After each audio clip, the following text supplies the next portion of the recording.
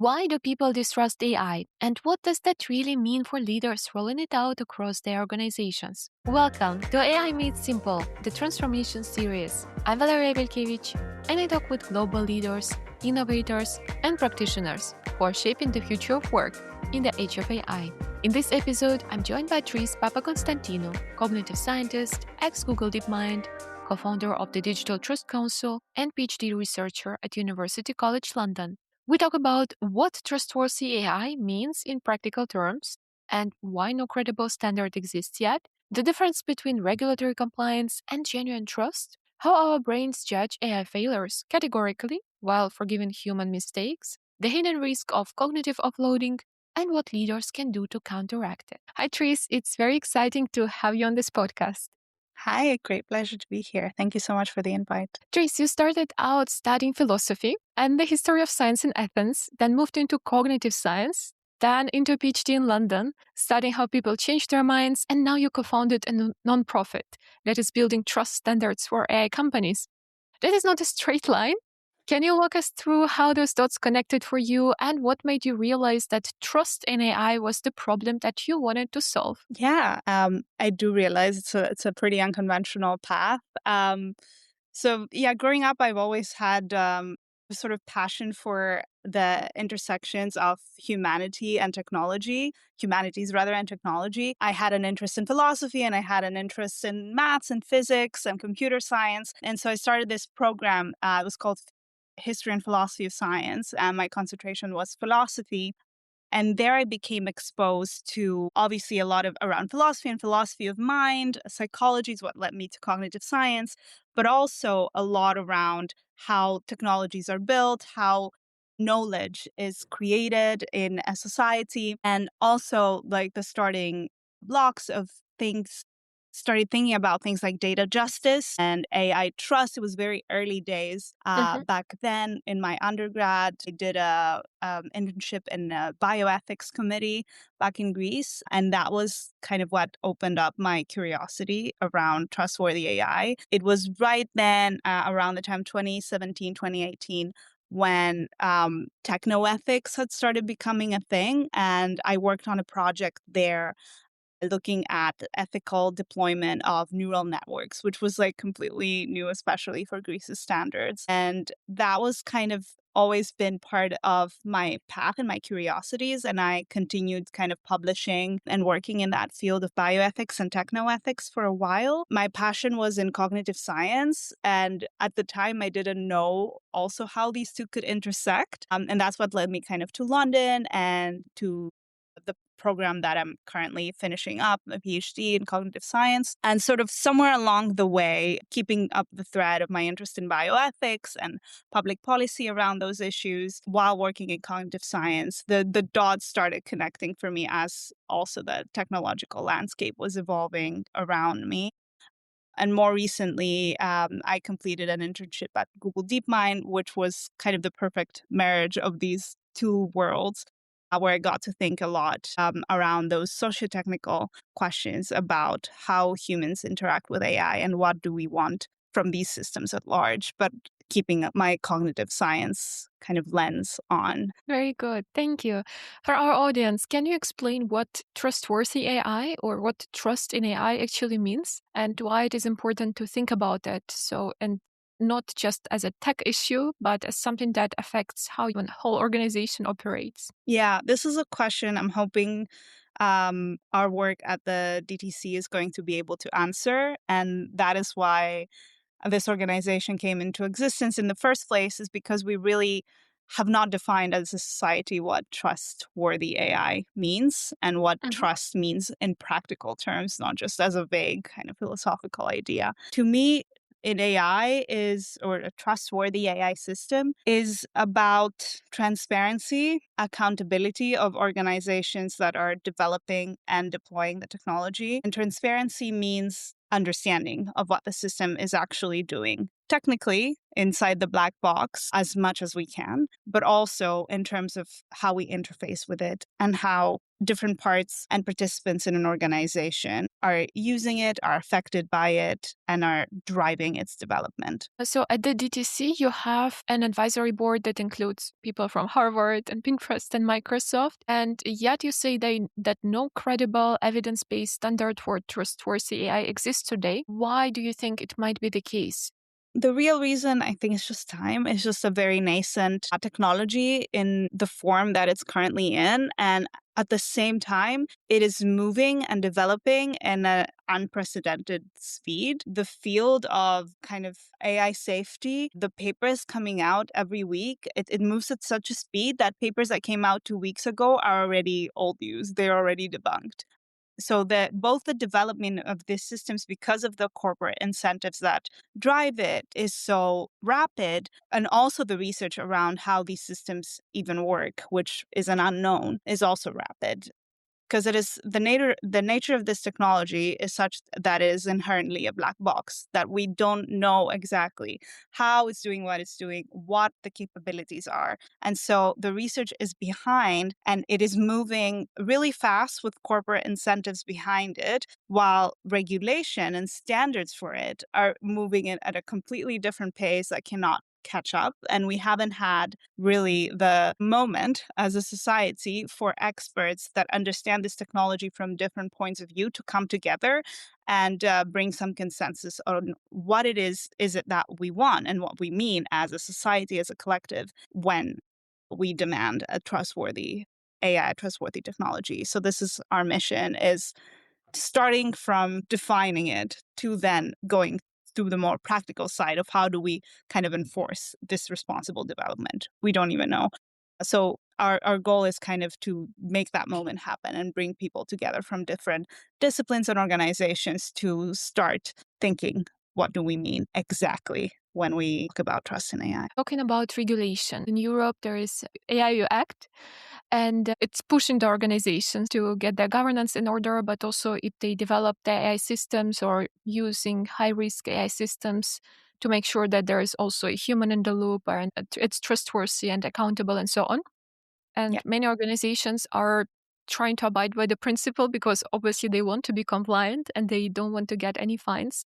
But what's your perspective? What's the difference between a compliant organization and a trusted one? Why do organizations still need to think about this question of trust? Yeah, that's an excellent point that you're raising. And thank you so much for doing that. I think there is, as you say, a difference between kind of compliance and trustworthiness. And we do want to combine a sort of carrot and stick approach. And blanket regulations such as the EU AI Act is necessary to prevent some sort of very obvious and high risk harms that can come from AI within an organization and in society at large. So I think that's definitely a good thing. And having the incentive of avoiding a fine is also like at the high level a good thing. However, we see at the DGC a lot of potential to move, as you say, from compliance to true responsibility, true trustworthiness. And that is more than a kind of checkbox exercise. It's an active conversation between an organization, within an organization, between an organization and a regulatory body, but also between the organization and the market. And our kind of philosophy of the DGC, and my own personal philosophy as well, is that we can partly trust the market incentives to do this work for us. This means that organizations are going to be inherently motivated by profit. And we believe that the way people are responding to this technology, and the more stories are coming out in the news and the media about some harmful cases of this technology being deployed, people are motivated to support organizations that have them in mind in a way, that have them in mind in short-term ways and also long-term ways. So we see people choosing technologies, not only AI, social media and other sort of platforms as well, that prioritize trust. And our bet here is that if we are able to aid organizations to have them actively participate in those trust building exercises, they will be able to signal that to the market as well. People will be customers and users will be inherently more motivated to opt for them versus a competitor. And what that means in this case and how it's different from like a regulatory act is against an active participation from the organization. And it is a kind of ongoing exercise. And it's not just a one-off audit or a one-off kind of, okay, have this documentation available in case we need to be compliant for the EU AI Act. It's more of an active exercise and more of the using the natural incentives of the market to have not only comply, but also drive the conversation forward themselves. What I hear is that it's more about educating the companies or the leadership in the companies that they are not doing it for the sake of to be compliant, but they're doing it for the sake of their customers, of their employees. So they're building long-term business with this, with the trust in mind. Exactly. It's about educating the organizations, the leadership, but also the general public as well of what the actual harms of this technology is, but also what the benefits are of a technology such as this that it's developed responsibly. And this is what we want to highlight and have the conversation be both ways. Your research found something that might surprise also some leaders that are listening to it. That when something goes wrong, so in human psychology, people judge humans based on intentions. And we say, but he had his best intentions in mind, even though something went wrong or she, but the intention was good, so we won't blame them too hard, right? But with AI, they judge it categorically. So if, let's say, there was a chatbot that did something wrong or your AI tool hallucinated, then it's literally people distrust all the AI as a whole. So can you explain us why is this happening? And maybe even like looking at the organizations, what does it mean for leaders who are trying to roll out AI across organizations? What do they have to keep in mind? Yeah, thanks for that question. I think, yeah, what we found is that, and there is a caveat with that, that this is research that was done a few years ago, way before LLMs really became a thing. So it was referring more to self-driving cars or kind of recommendation algorithms. And what we found, as you say, is that in cases where, there's a comparable case where a human did something wrong or an AI did something wrong, people judge humans based on their intentions and AI based on the outcome. I think this is sort of the conception of us being evolving as a social species and having that more kind of anthropomorphizing view of humans, obviously, and viewing AI as tool. And the reason I want to caveat this is that I don't think that's the case anymore. I think that has largely changed. We see AI being a lot more anthropomorphized now in its current form that we see like through chatbots and LLMs.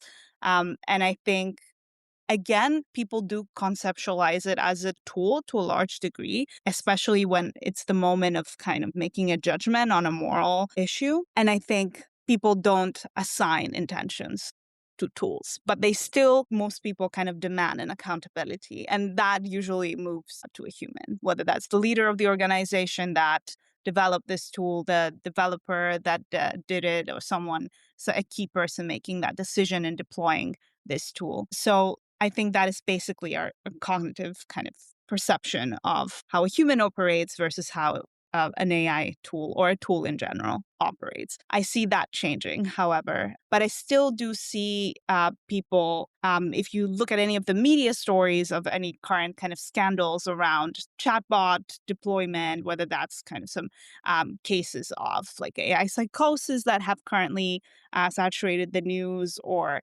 various other harms that have been seen, people are still blaming the company and the company leaders or whoever kind of deployed that tool in the context and chose to use it versus a human. Um, Again, that is our cognitive bias of viewing humans as more complex beings with intentions and maybe also excusing some behavior using kind of theory of mind and putting our selves in that person's shoes. What we can't do the same with tools. So again, our brains are looking for a human to blame. And I think that's something for leaders to have in mind, that when they are deploying a technology within the context of their organizations, that they're going to be accountable. The key decision makers in that organization are the ones that are going to be held accountable from a kind of lay perception point of view, but also a legal point of view as it stands.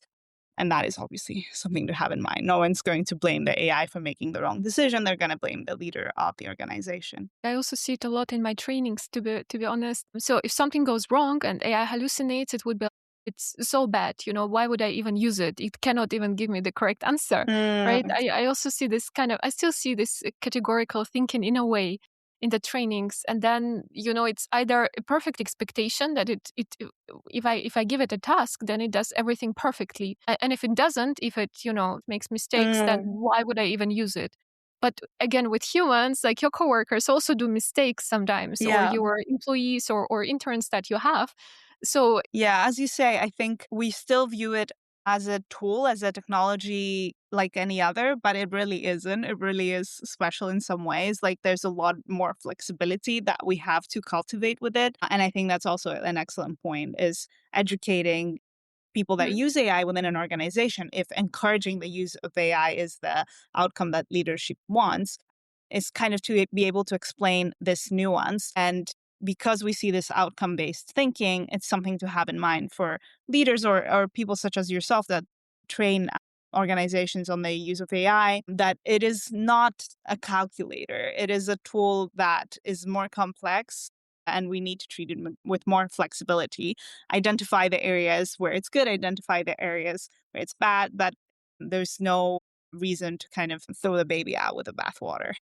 So I want to approach this trust topic, but from a bit other direction. So when we talk about AI adoption, we see that many employees still resist AI. It's been 3 years that we have AI democratized and accessible for everyone, but there is still might be also some trust issues or some fears. Your work suggests that people's beliefs about AI sit inside of a web of connected assumptions, and you cannot just swap out one belief without addressing the others.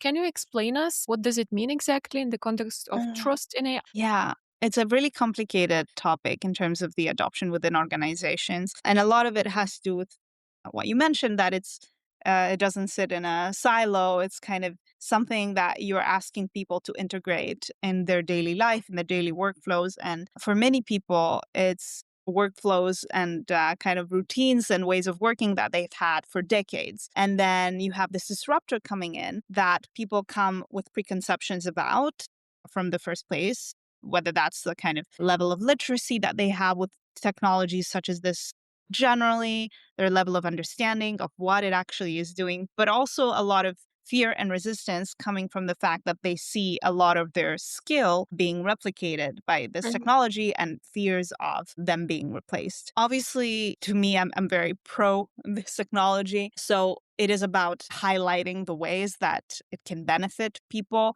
and how the quicker that they're able to adopt this technology and adapt with it, the more likely they are to kind of keep their jobs and their skills to remain valuable in the workforce. But I can completely understand what that resistance is coming from. So I think from the point of view of organizations, it's about introducing the tools in a way that keeps an open conversation going between their workforce and themselves and not just kind of dumping it onto them, addressing a lot of those fears and explaining and educating their workforce on the ways in which this is going to make the work better and not replace them, and the ways in which they can collaborate with this technology in a meaningful way to make their lives easier, not harder, to make their jobs more um, kind of quicker, better quality, with less kind of roadblocks, with less friction and some of sort of mundane tasks that they can avoid. So introduce the benefits first while addressing concerns around serious issues such as cognitive deskilling or kind of general deskilling that this technology does bring. And I think it's something also that organizations are not maybe addressing as much as they should have. But it is about having a kind of integrated view of, okay, this is a technology that is going to replace some of the work you do.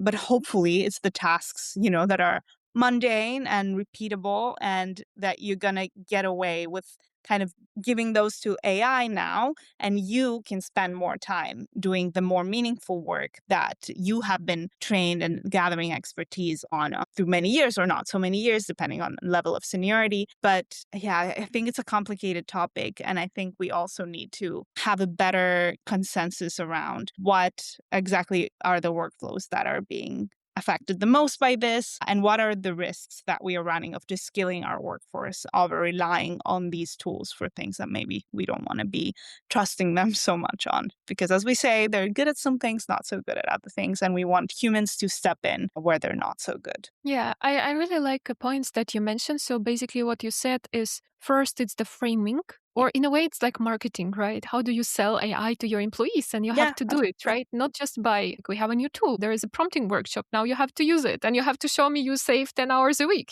so that I can give you more work. Yeah, yeah, But more like marketing it and framing it from perspective that, it's like cadet, right? As a helper, as an assistant that can, as you mentioned, take over some of the mundane tasks that you maybe don't enjoy doing anyway. So you yeah, can do more strategic work or more creative work, or like, just spend for the training and upskilling yourself, in areas where you want to upskill yourself. So the framing, but you mentioned also being transparent, right? So I think it's also something that especially leaders need to keep in mind, that being transparent about how they're going to approach this transformation. They're going to be like reskilling initiatives. Are there yeah. going to be, even if there are going to be some layoffs, like they have to be, I believe, very transparent about it, or how they're going to approach this whole change. But also, as you mentioned, transparent about the risks that this technology brings. Like, Yeah.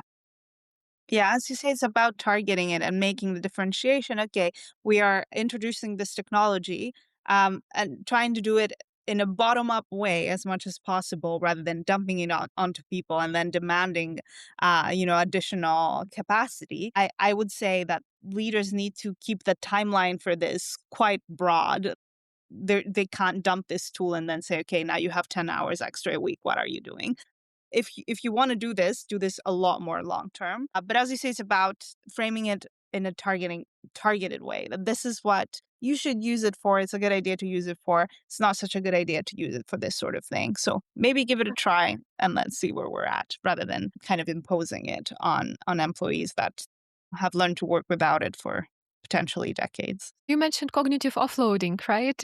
The risk of cognitive offloading. Tell us more about why it is coming to place. And maybe if you have a couple of ideas how we can counteract this cognitive offloading, or in a ways how each of us individually, but also organizations, can roll out and think of AI that it does not really affect the cognitive capacity of the employees, rather enhances it. Yeah, it's a really difficult issue that I've been thinking a lot about. And I think largely it comes down to the kind of design interface and incentives that drive that more than the actual technology itself. And it's about, again, the way it's being adopted by users day to day. I think most of my concern comes from people using it in a personal capacity rather than a professional capacity. And I think initially people were quite cautious with using this technology, potentially because of hallucinations and stuff like that, maybe not as trustworthy. But as it became more and more part of our daily life, we see people, myself included, kind of over relying potentially on it for lots of different things. Like we don't even Google things anymore. We just pose a question to the Oracle and the Oracle kind of answers. And that really robs us of a lot of our capacities that we've developed and evolved as a human species, of being able to kind of look around our environment, seek information in the appropriate places, integrate information from different sources, and arrive at a kind of consensus or assume consensus and a decision. And we see people offloading either then decision making for key kind of life events to chatbots, which is not such a good thing. And I think we're going to be seeing this trend of kind of gradual disempowerment and loss of agency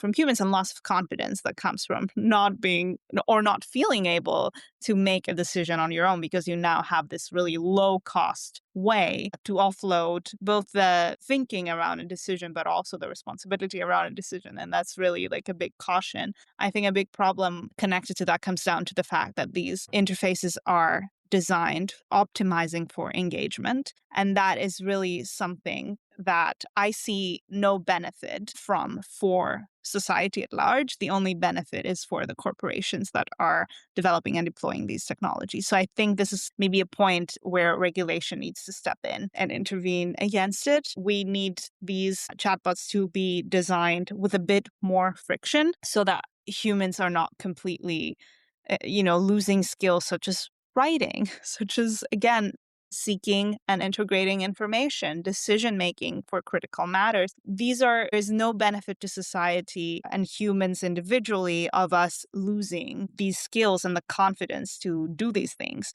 But there is benefit to the corporations. And this is really where I see a key point of regulation needs to address as soon as possible. Yeah. And the level of organization, I don't know if there's much that leaders can do other than educate the workforce around these risks. I think a lot of people fall into these dynamics with their chatbots kind of unconsciously. But I think if it's a cautionary thing to have in mind before people fall into these dynamics, maybe they'll be less likely or make themselves introduce some of the friction and have some boundaries with the technology. But really, yeah, it's something that needs to be thought of in the design stage. And it's not currently taken into account by any of the kind of key corporations that are developing the technology. I like to position it, or actually also mention it in the training, as it comes from Harvard Business Review, the concept of AI being a co-thinker and AI being a co-worker. AI is a co-worker,